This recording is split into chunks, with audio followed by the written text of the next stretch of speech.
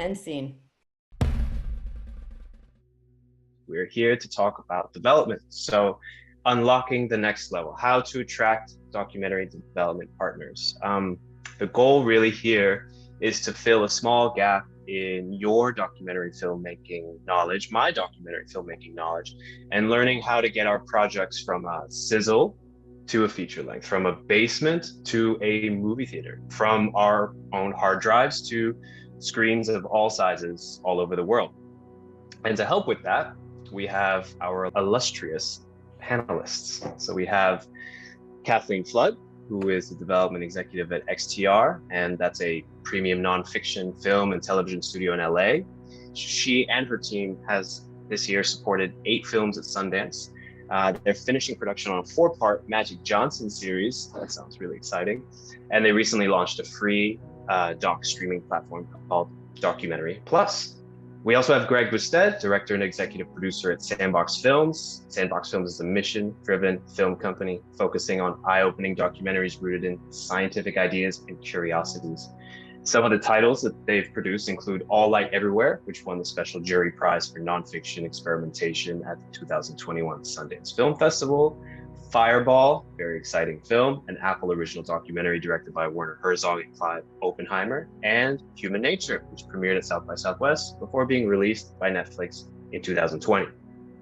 And Dan O'Mara. Dan O'Mara is the Executive Vice President of Nonfiction at Neon. Neon is a crucial distribution company in the doc space. They released Three Identical Strangers, Biggest Little Farm, Apollo 11, and Honeyland, which I recommend seeing. It was the first nonfiction feature to land an Academy Award nomination for Best Documentary and Best International Feature Film in the same year. So, Kathleen, paint us a picture of what you do regularly in the documentary development space. Yeah, I am a shepherd and a shaper. I have a journalistic background and also a production background. So I'm a creative who also knows what's realistic. A lot of my day is reading, being taken down rabbit holes.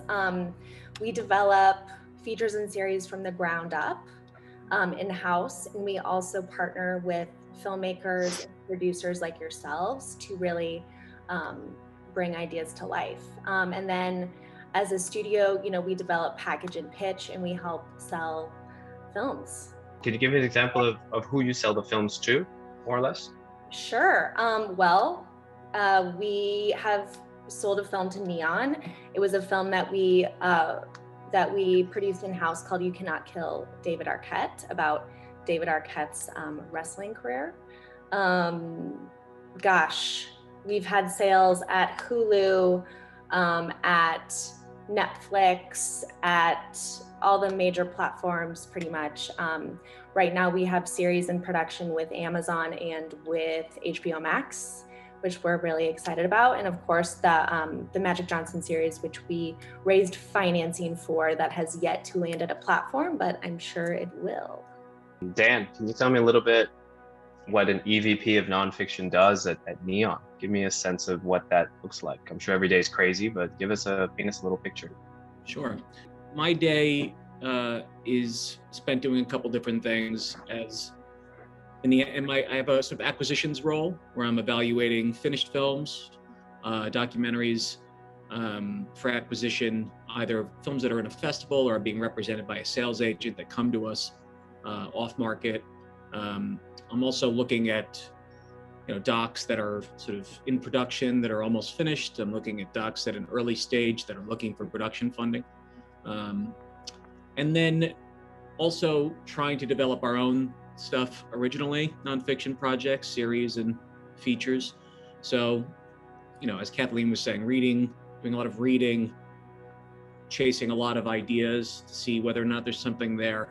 And then in my other role, which is more of a distribution role, I'm working on the releases of Neon films, and we have a label within Neon called Super LTD, which I run with a woman named Darcy Heisel, and we release films theatrically, and it's really just the daily work of marketing a film and making sure that the film is getting positioned the right way with the press and getting the right theaters for its theatrical release, and then sort of launching it into theatrical marketplace.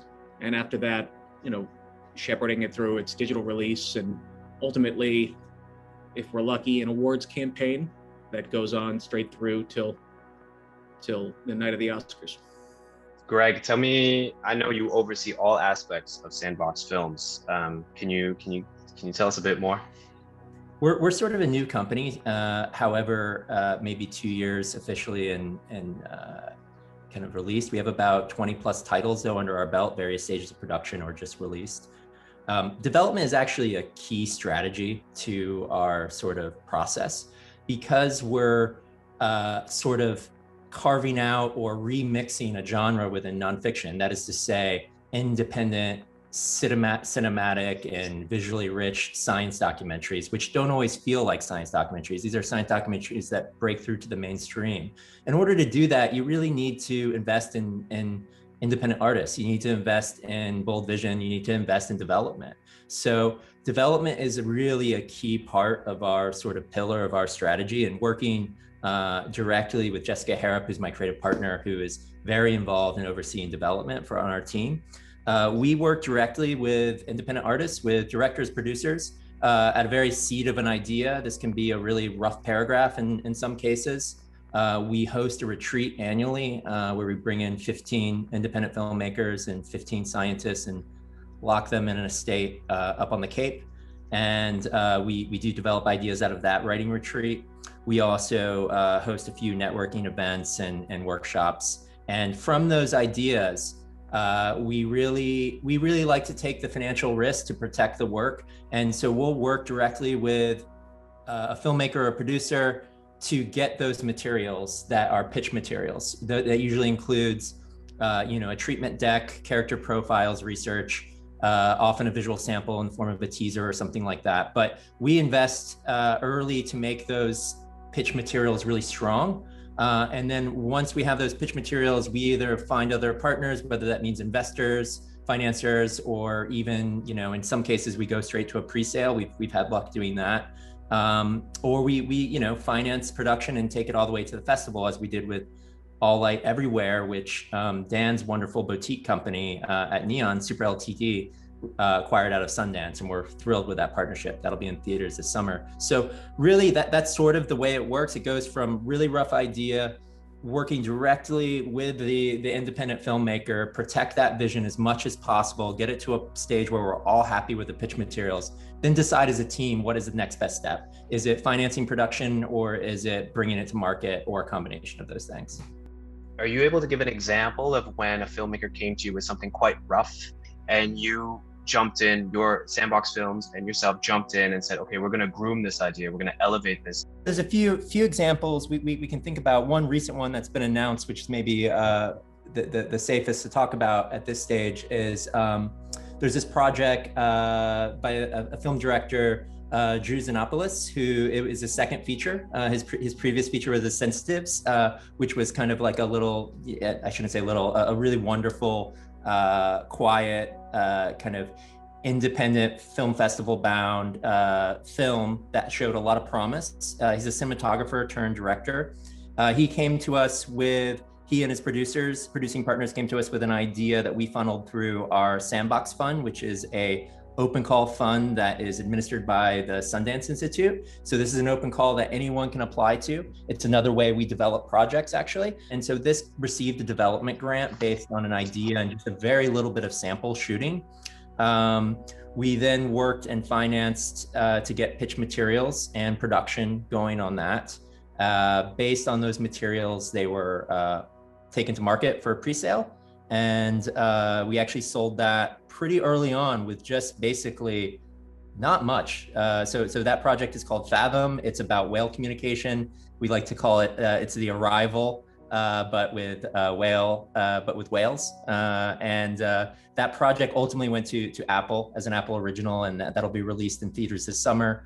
It premieres at Tribeca in a few weeks. So that's an example of taking something from really an early idea, working with the artist, with the producer, bringing in, taking it to market through one of our sales reps early, and really believing in the vision of an early career filmmaker, which we really generally do, especially if the idea is strong.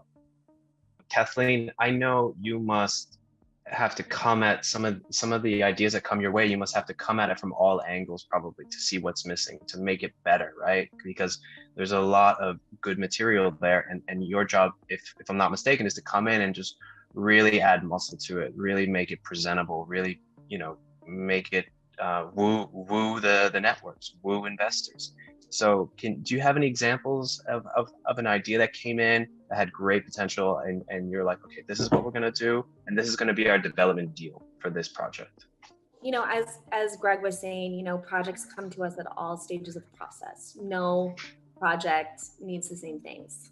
So what we do, like, for example, an old friend of mine, we were just sort of shooting the shit one day, and he was like, oh, I have this idea for this, like, weird nature show. And I was like, wait, oh my God, this is really good. So we just I brought it to our team, and we kind of just decided to develop it out, and see what happens. And what we're doing for that is we're, putting together a deck for this one. It's all about the concept. People are going to buy it based on the concept, not on necessarily the episodes themselves. So we're making kind of a deck that's short and sweet, and it, ties very closely to a show that's very recognizable. So people are going to get it right away, we hope. And then, we're not even going to shoot anything original for the sizzle. We're just going to, rip a bunch of stuff from the internet, which is great. I love making sizzles where you don't have to license anything, and you can just, the internet is at your fingertips.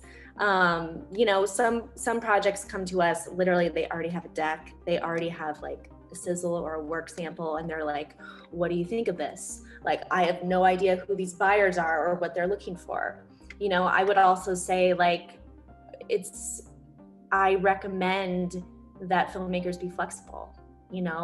Maybe it's going to be better as a 3-part series. Maybe it's definitely a feature. Are you open to either or?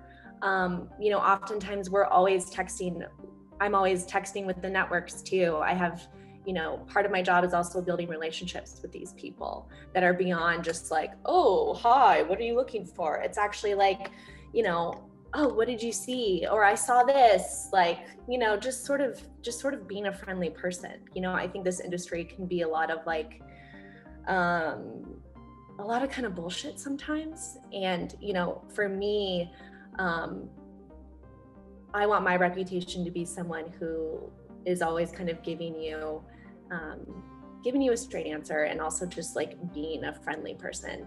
Dan, maybe you can speak a bit more about, what development looks like for you, and what you look for in a project to hook you. The evolution for Neon has been, in the time that we've been a company, about 4.5 years. In the first year or so, we were doing almost strictly acquisitions of finished films. And thinking particularly of nonfiction here. And then in years 2 and 3, we started acquiring documentaries. For example, Apollo 11, that was a pre-buy based on was essentially a sizzle. It was some material that was edited that gave us a sense of what the quality of that archive was, and the tone that he was trying to set with the film. And this director, Todd Miller, was saying, I'm going to sell this now because I need to sell it in order to finance it. And so we were in a position where we needed to make a decision, and we bought that film with CNN. So in years 2 and 3, we started looking at more, getting involved at the earlier stage. And now in years 3 and 4, we're doing more actual, just straight development, which is to say, filmmakers are coming to us, usually filmmakers we know, or their agents coming to us and saying, this director has something that they want to spend some time with to figure out what it is, whether or not I'm not sure whether it's a feature or it's a multi-part series. There's an archive, they they want to hire an editor or a group of editors to sort of sort through this archive. There's a certain amount of just sort of man hours that are going to go into figuring out what this project is, or they want to spend some time filming with this subject. They want to shoot a few principal interviews that would require putting together a proper crew, and that's what we need the money for. Once we have that amount of funding, we'll be able to determine what the shape of this project is, which is why we need development money and not just production funding, right? Because we don't know what it is yet.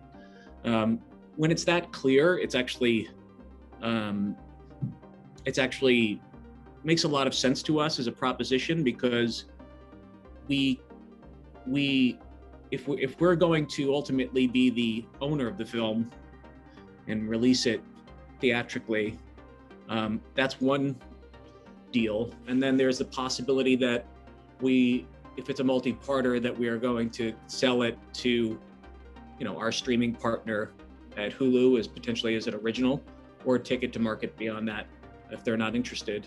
And so there's an upside scenario where somebody else wants to buy it for a lot of money, and we're taking that initial risk to help the director producer figure out what this thing is. We don't do it nearly as often, I should say, as these companies, as XTR and Sandbox. It's not sort of a core part of our business. It's very much based on filmmakers, either proven filmmakers or filmmakers who have, maybe they're unproven in terms of they haven't made a feature, or they've only made one feature, but they just have a great producing team behind them, people who we know and trust can deliver a film, and they're exciting and they're excited. And that's a big part of, you would think that this is obvious, but being excited about what you have and being willing to advocate for what you have confidently with a little bit of salesmanship is an important part of this. Being able to get on the phone with us and say, or a Zoom with us and say, like, I'm so excited to tell you about this, and actually mean it. The projects where we are sort of wind up being a little unimpressed or indifferent is when somebody's saying, I put together this deck, there are these people that I want to go film, but I need like $70,000 or $100,000 to go film them. And you're just like, I understand that you don't want to work. I mean, look, I was a producer for 20 years. It's like, I never wanted to work. I needed money to work. I needed to pay the rent. But in order to convince my company that it's worth investing in you, you have to at least be willing to invest a little bit in yourself and this project that you think is worth $1 million or $2 million. You want us to fund it by going out on a limb and maybe shooting some of this so that we can see what it is that's so exciting about this project that you want to make and why it's worth what you think it's worth. I always say there's no hard and fast rule here. I always say the development material should be the strongest possible presentation of the elements of your film that are going to distinguish it in the marketplace. So if it's an archival film, then show us the richness and the depth of that archive. If it's a subject, then you're going to have to go out and film that subject. You can't say, like, I need $1 million so I can start shooting with that subject. You're going to have to spend some time with that person and conduct maybe like an anchor interview in order for us to feel like we're going to fund the rest of production. I completely understand that. And I think what I'm also deducing from what you're talking about with a work sample is that those 2 minutes, those 3 minutes, whatever you have, whatever is ripped from the internet or whatever you've shot yourself, it's got to encapsulate the tone, the style, the depth, the characters, and the editing style. It's got to do it all in 2 minutes, 3 minutes, to really get a better sense of how the longer version, the feature length version of this project can be. Is that accurate? Yeah, and having some awareness of what's special about your film. and what makes it different or better than films like it. And then putting together a sizzle that makes the strongest case for why we should take a risk on this film, because it's going to be different in this way. I think that is sometimes lost on us. It certainly was on me as a producer, that just because I am interested in something and I think it's going to be great does not mean that I can ignore this larger sort of marketplace. There's a lot of films out there. There's a lot of films on the streaming sites, and there's a lot of documentaries. There's too many documentaries for us to consume, and you want to be able to make the case for why, if you're going to ask for a lot of money from someone, why this is going to stand out amongst this sort of crowded marketplace of documentaries that are available on, an infinite number of streaming sites and are in the theaters, and why this speaks to a very specific audience who are hungry for it. And that's who I'm targeting. That's why I'm making the film. And it has to have an element that is exciting enough where you just keep driving that home. Like, that's why. But if you just say, like, I think it'll be broadly appealing and I think people will like it, and a lot of the time we get people saying, like, I think women will love this movie and men will also love this movie, and you're sort of like, well, you have to narrow the field a little bit and say, or at least put it in a context for us. Like, there's nothing wrong with saying, these are the films from which I take inspiration, and they can't all be like Errol Morris or Werner Herzog. It's got to be like films that got made maybe sometime in the last 5 years. I like this film. I want to model to some extent the film I'm making after this film that I just saw. It's showing an awareness that your film is entering a marketplace. Well, one quick reaction to what Dan said, although Neon might not be so directly involved with development as maybe XTR or us, it has a very important downstream effect, as demonstrated, proven tastemakers in the industry, at least the types of films we make. We're always keeping our eyes on what Neon's acquiring, what feedback we get from Neon if we pitch them on something. And so there's when we're thinking about developing something, there's this real powerful, influential downstream effect on how we're developing those projects, which is important for us. And it's an important test if we're like getting temperature from a Neon or a participant or our contacts at Netflix. That helps us shape the development materials to some extent. I'll also respond to something I think important that Dan was talking about, which is what you include in your pitch materials in terms of what you're bringing to someone like us early on in development. I'll say something very hackneyed here, but it's important repeating, which is a subject isn't a story. Like if your idea is a subject, is a topic, if it's just a collection of expert voices or a collection of subjects, that's not very compelling to us. In fact, we can flesh that out in deck materials. So if you come to us and say, I want to do a movie about how mushrooms communicate with trees, we're like, okay, that's a topic. Great. We all know that. And they're like, can I have money to develop that? But if you come to us and you say, hey, I found this guy who's working outside of traditional academia, and he's been kind of lost in the forest for a decade, and he's kind of happened upon this really new finding about the way that mushrooms communicate with trees, and he's actually going to collaborate with Harvard scientists this summer, and the study starts this summer, and we want to get filming because we think there's going to be this big thing. That is totally made up and hypothetical, but that's the kind of thing we want to know. We want to know, what is the access? Who is the character? Why is it important? Just coming and saying, I want to do on this topic, isn't always convincing. So I think really encouraging you to think through, and you don't have to have all of those things figured out, but you should have access. You should have an idea of what's happening, what's the tension, what's the, just the character and just the subject isn't enough for us to say, okay, we want to invest in this. So I think that's an important thing to keep in mind when you're approaching at least us, and I'd imagine others on this call and in the industry. Greg just made a really good point. Like, topics, cool. Most places, if you kind of look what's sort of on the biggest streamers right now, no one is really interested in topic-driven docs. You know, it's like, who are the characters driving the story? And to Dan's great point about like, you might have to, you know, invest a little bit in your pitch materials before you take it somewhere. You know, I would say XTR is a little bit different, you know, in the fact where like, we don't necessarily like need to see a great sizzle. And I don't mean to interpret you, Dan, in the wrong way, but, you know, I think you also don't have to put like so much money. You don't need to hire like a really fancy DP. You know, a lot of people here, I know your producers, I know your directors, I know your shooters, I know you do everything. Why don't you just like take your camera and go shoot an interview? You know, why don't, you know, this summer I went and shot something landscape mode on my super good quality iPhone. You know, a lot of times in the pandemic, people were just shooting Zoom interviews and they show them to us and they're like, do you think this person is interesting? Like, why waste your money if you don't even know, like, if you can get financing?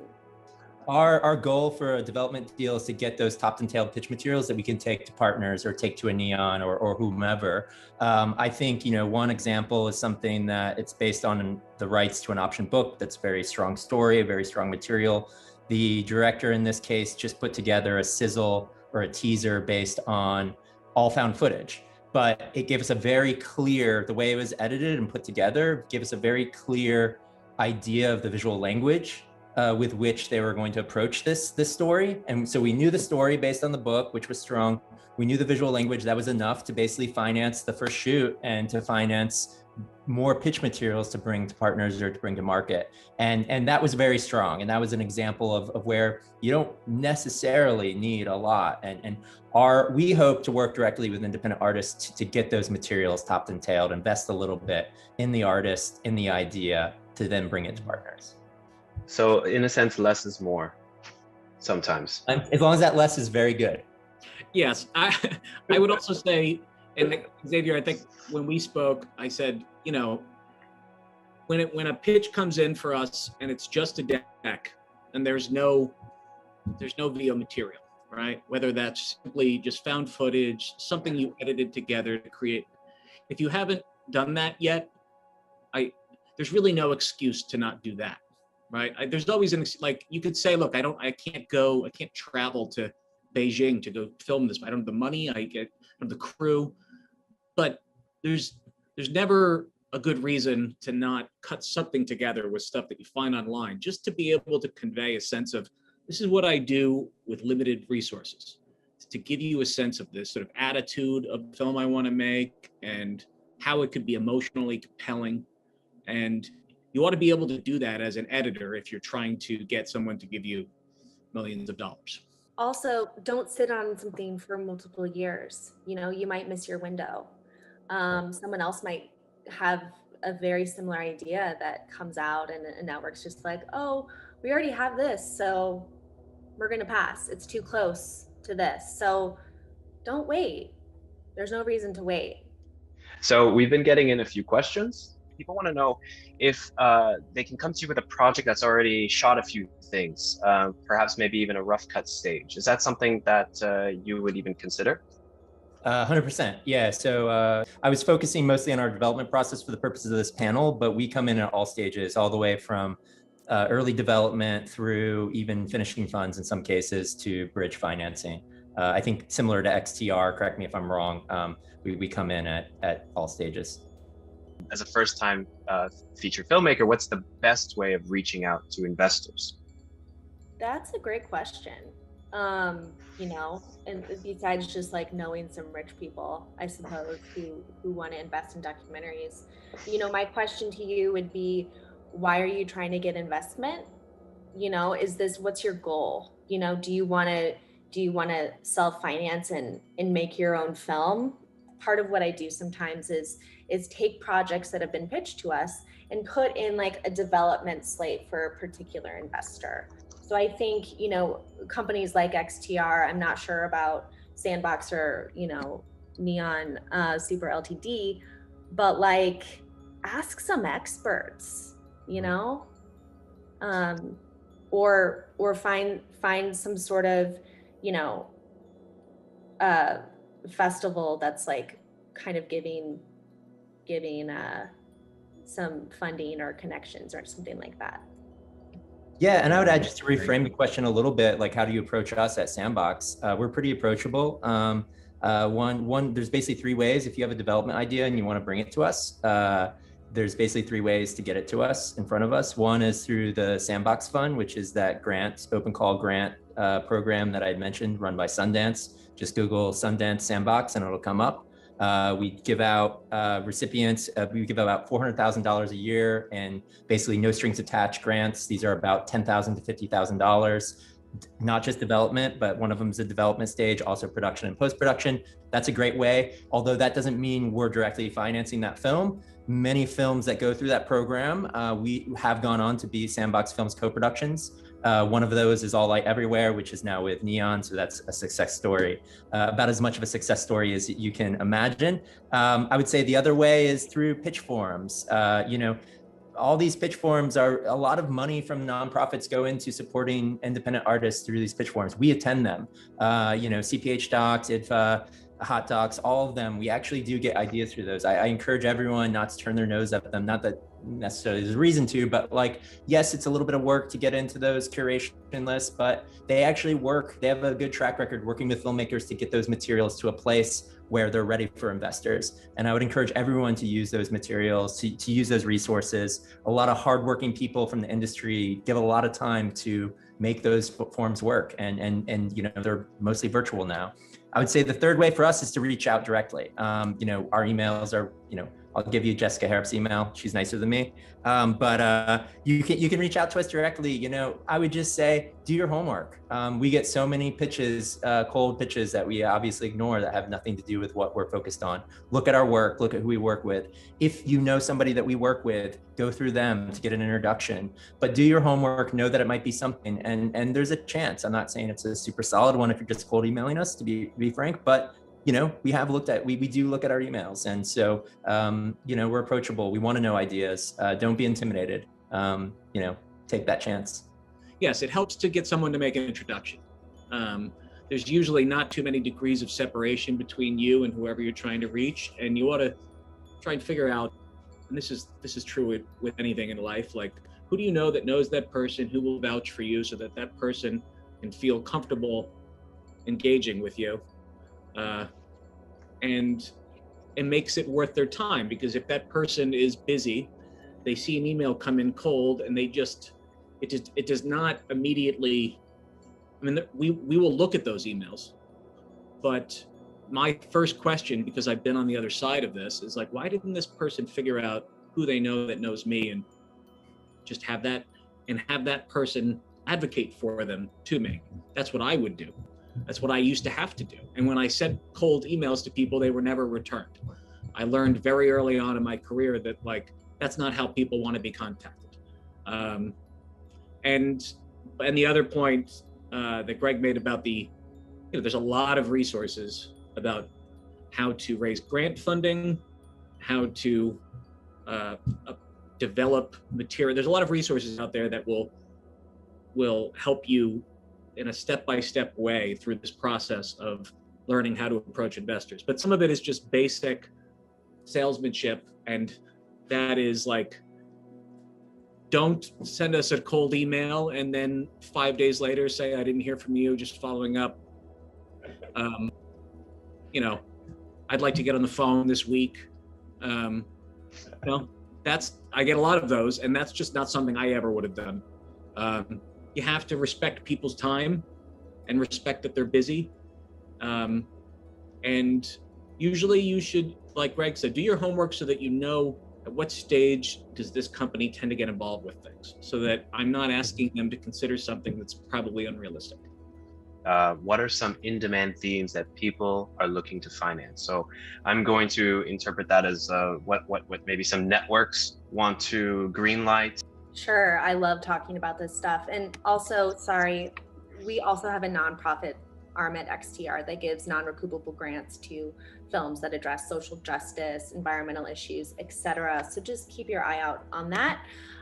Yes, what are people looking for? I already mentioned, more character-driven versus topic-driven.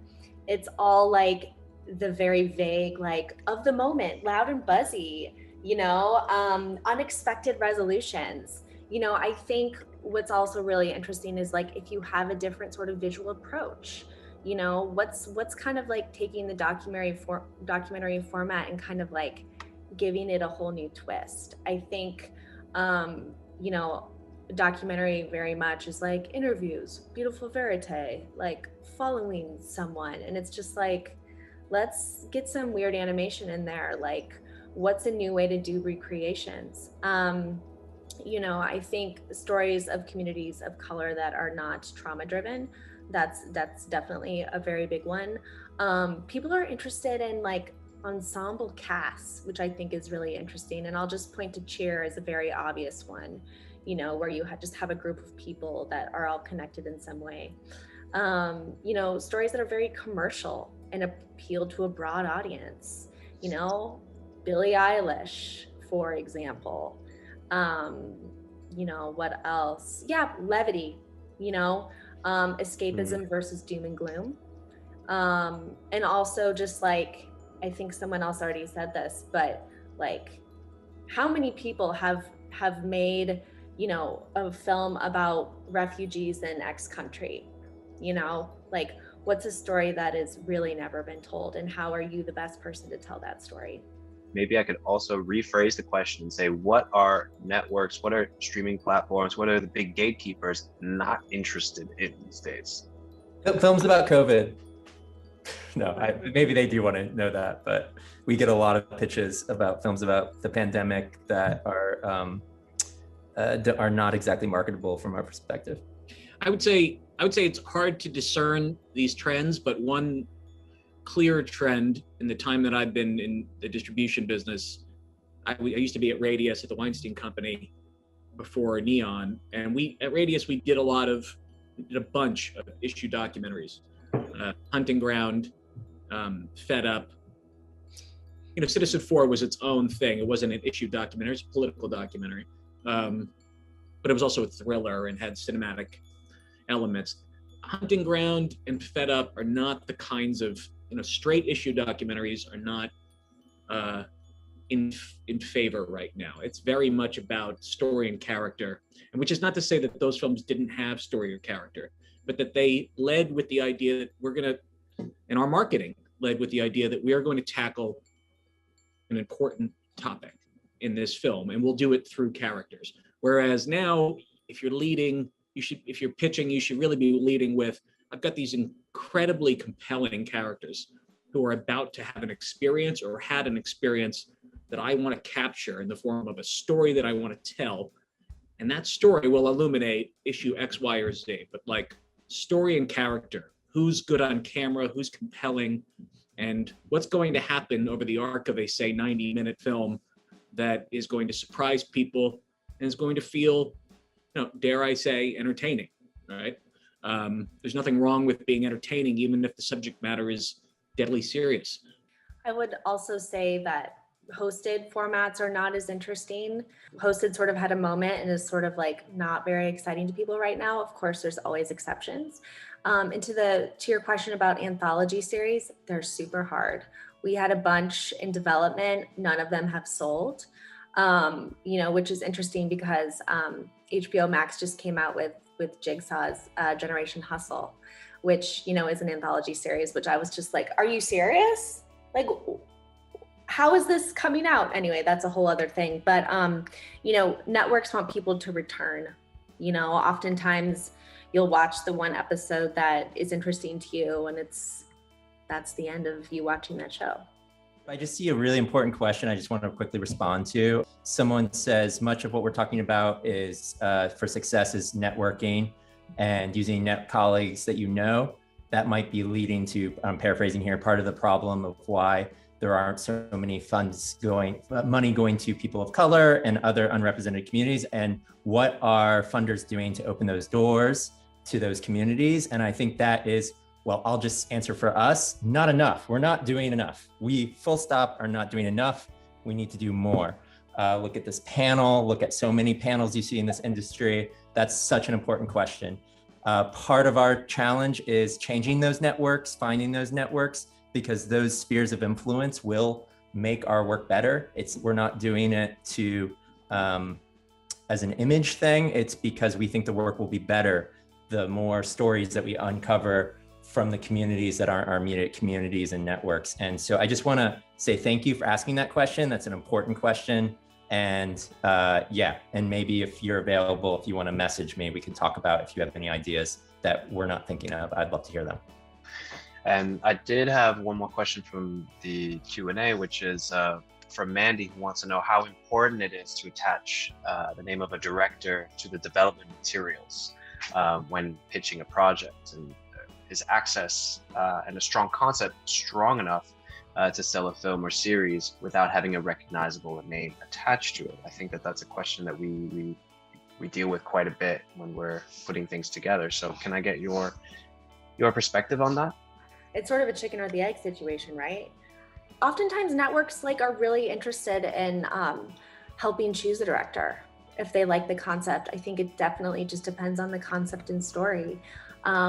Other times too, we think a director or an EP is kind of crucial to a sale, especially if it's a first-time filmmaker. So there's no clear answer, but Yeah. that's why you reach out to people and get more heads on board to help you figure that out.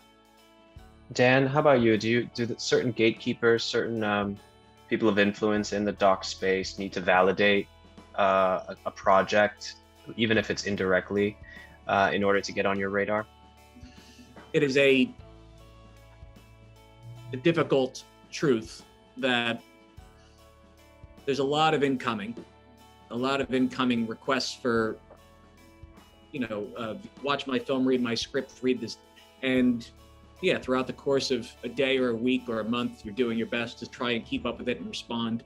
And it does make a difference, of course, if someone reaches out to you with the validation, if only the validation sufficient to make an introduction from someone it doesn't have to be, it really doesn't have to be somebody, some big shot, but rather just another director, or maybe ideally somebody from one of these grant funders, or like if the Sundance Institute or the Tribeca Institute or the IDA or any number of these organizations that fund new voices in nonfiction filmmaking reached out to us and said, you guys should meet this person. They don't know anyone, and they just came onto the scene, and we love their project. We're helping them develop it. Cinereach is another one.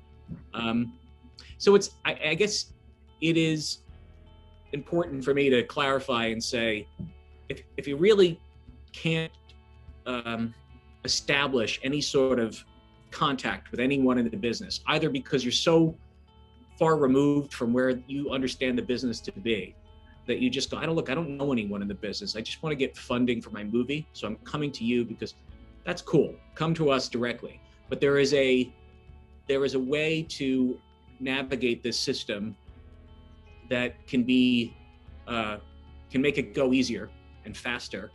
And that is just try and find somebody to get on your team, on your side, and say, can you help me? Can you help me get to this person who can then get me to this person? It does make a difference. It shows hustle. It shows a sort of wherewithal to get people on your side. And a lot of this business is winning, especially as a producer, is bringing support to your project, getting people on your team. And I want to know that you've been able to do that to some degree before you come to us for funding. I know that Sandbox Films really supports emerging filmmakers, first-time filmmakers, really believes in them, even if they don't do science films or science-adjacent films. You really put a lot of faith into them. You also, work with the Werner Herzogs. So, how would you field that question?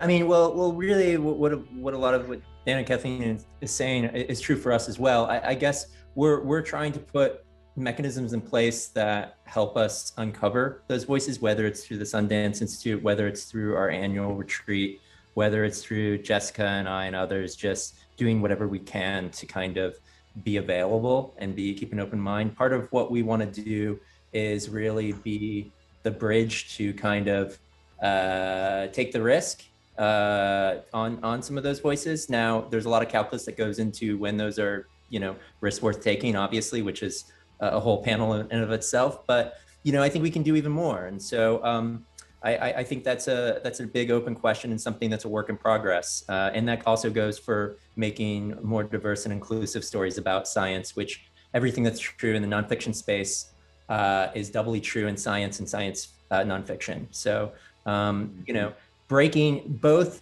wanting a way to vouch for the talent and rely on the good advice of the people we trust, balancing that versus keeping an open mind to people that we might is really the great challenge of the position that a lot of us are in, and I think in good faith are all working towards. I'll just respond. Somebody asked a really good question saying that the panel is talking about not wanting to work on issue films, but that character is important, but not working on issues. And just speaking for myself, that's not necessarily what I was saying. It's not that we don't want to work on issue films or topics. It's just tell me what the character and the journey is that will connect to people's lives to make them care about that issue. Not, I want to do film on immigration. I want to do film on environment. I want to do film on topic X in science. It's who's the character, the story, the tension, the unexpected development, blah, blah, blah, et cetera, et cetera, et cetera, that I care, that you have access to, that we should develop further. That's more the question. Not, I want to clarify, it's not that we don't do stories about issues or important topics or et cetera. Thank you, everybody. Thank you, Kathleen. Thank you, Dan, Sayonara, Greg, and to all the participants. You guys had great questions, and I hope we walk away with this feeling a little better.